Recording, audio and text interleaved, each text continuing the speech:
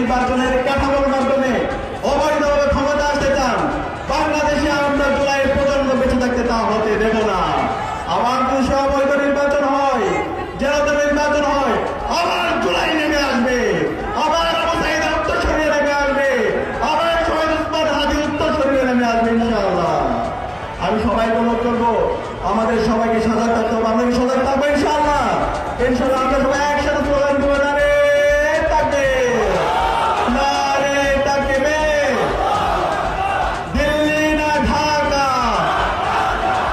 তোমার দেশ আমার দেশ, বাংলাদেশ বাংলাদেশ, গোলামি না আজাদি, ভারত না বাংলাদেশ, বাংলাদেশ বাংলাদেশ, হাতে সিল দিয়ে নিরাপদ বাংলাদেশ বুঝিয়ে নিয়ে, হাতে সিল দিয়ে নিরাপদ বাংলাদেশ বুঝিয়ে নিয়ে, হা মানে আজাদি,